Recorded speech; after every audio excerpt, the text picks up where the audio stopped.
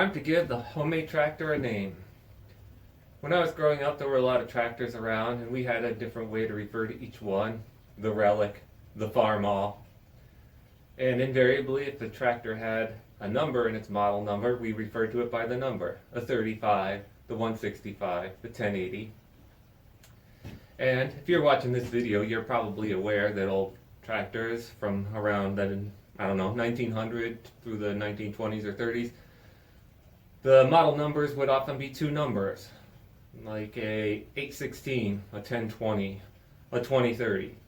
And those numbers refer to, the first lower number referred to the drawbar horsepower, how many horsepower you could get by towing something essentially. And the second number referred to how much horsepower you had on the belt. And you know, those old tractors had a big pulley on the side.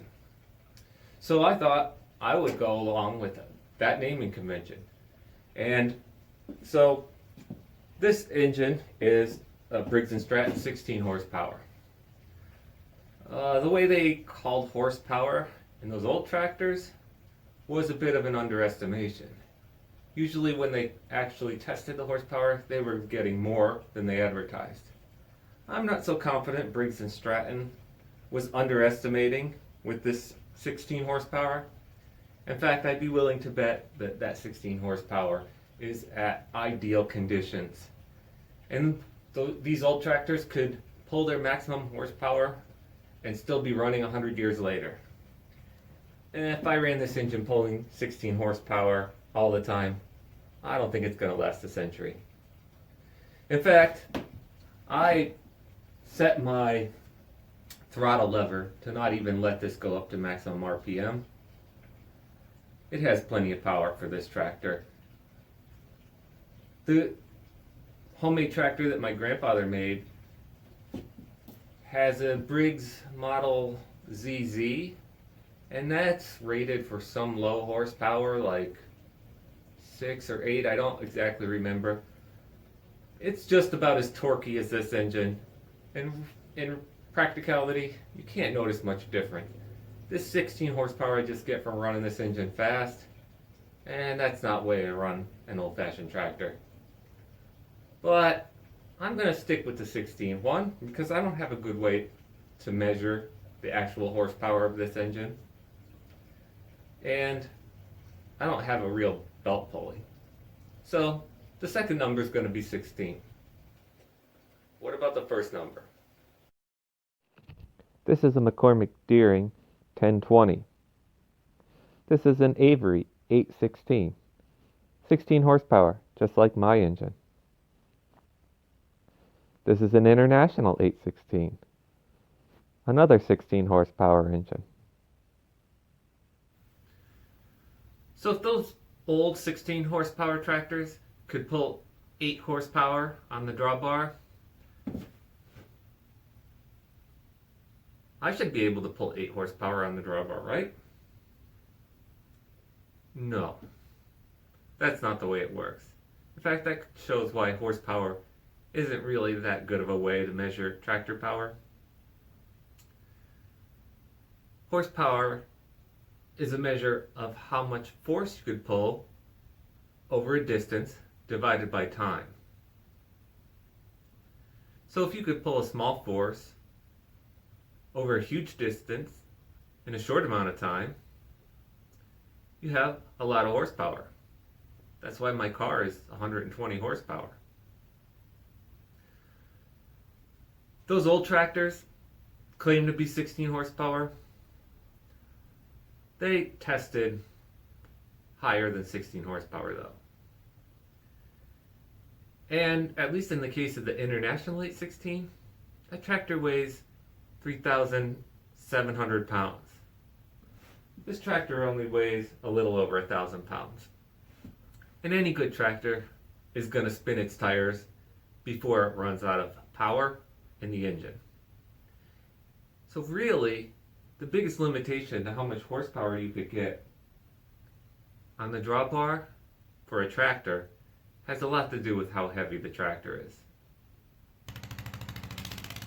So, let's estimate how many horsepower I can pull on the drawbar.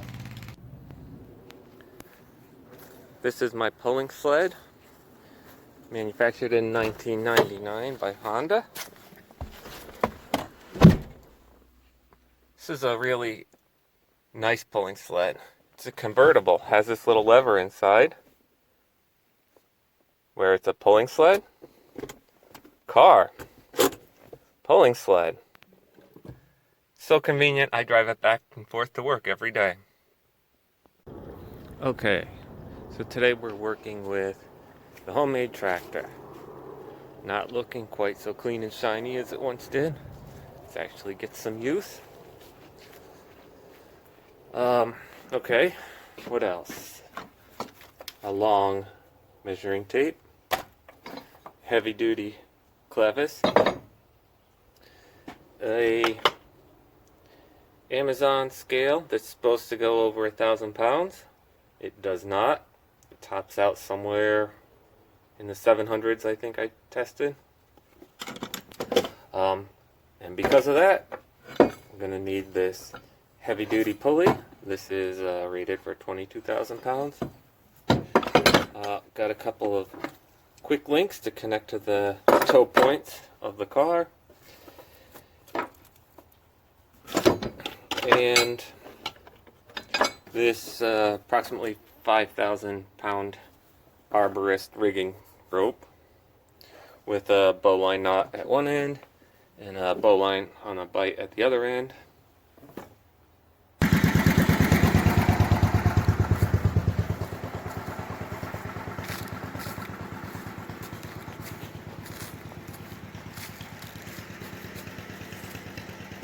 "40 feet.